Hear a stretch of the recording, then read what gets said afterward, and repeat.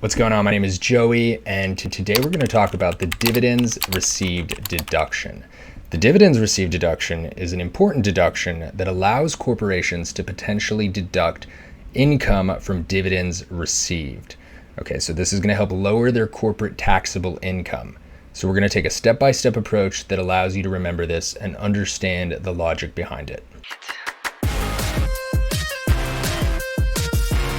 Equivalents have a maturity of 3 months or less. Okay, so as mentioned, we have 4 steps within our mental map. However, when it comes to the dividends received deduction, if you know the first 3 steps cold, it's going to take you from having a 70-80% chance of getting these questions right to a 90-95% chance of getting these questions correct.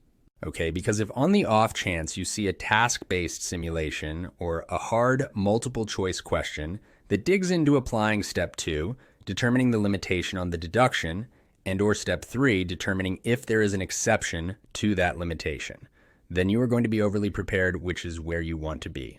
So let's dig into it.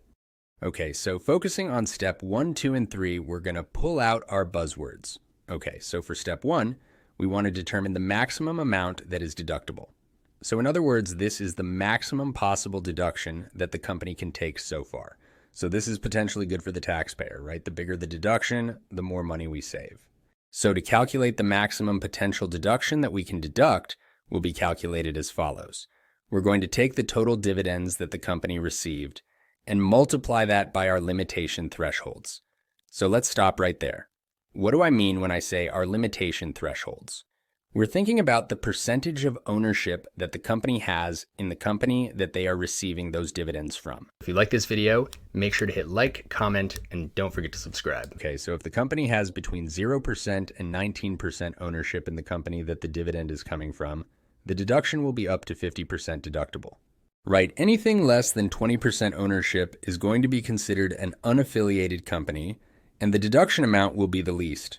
If they own between 20 and 79%, then they're going to be able to take a 65% deduction. Once ownership is at 80% or more, then 100% will be deductible. So when applying this calculation, we need to identify the dividend received amount and multiply it by that ownership percentage threshold that they fall under. All right, so this is again the maximum deduction that they can take. Now, step 2, this is potentially bad for the taxpayer, right? Because the IRS is slapping on a limitation to this maximum potential deduction. They're saying, whoa, not so fast. You think we're going to let you get off that easy? And the IRS is saying, we're going to limit this maximum potential deduction, right? The dividend received times that ownership percentage we calculated in step 1. Now, we're going to take that same deduction limitation percentage, but instead, we're going to multiply it by the percentage of taxable income. But keep in mind, this will only be applied to companies that have less than 80% ownership. The reason is because if you own 80% or more, well, then you can take that full maximum potential deduction. You're good to go. So something important to note is that taxable income for the purposes of this calculation will include the dividends that were received, but not the dividend received deduction. All right, so if you're liking our visual learning approach, again, please make sure to smash that subscribe button. And if you really like the video, feel free to sign up for a trial with the link in the description below. Okay, so you might be thinking that sounds confusing. But let's slow it down. Let's say that the company has taxable income of $100,000, and within that is a dividend of $60,000.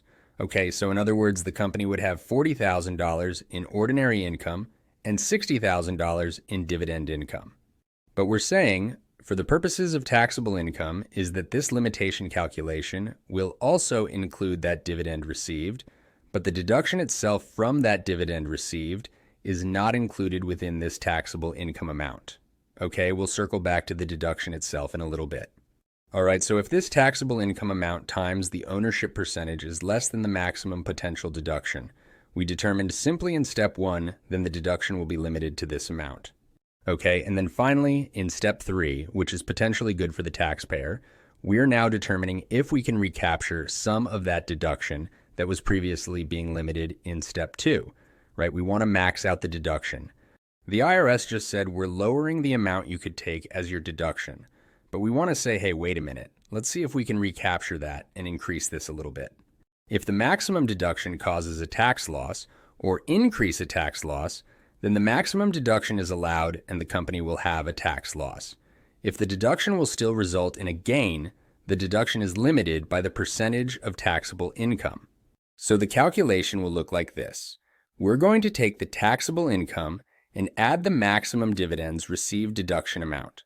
So that is the amount we determined in step 1. Even if there is a limitation in step 2 that will lower this deduction amount, we are still going to take the maximum deduction from step 1 for the purposes of determining if a taxable loss exists. Right, remember, the purpose of step 3 is to see if we can recapture even more of the deduction. If we determined that this deduction amount is being limited in step 2, then we want to now see if we can bring that lowered amount up a little bit. So let's go through a few examples to drive this home.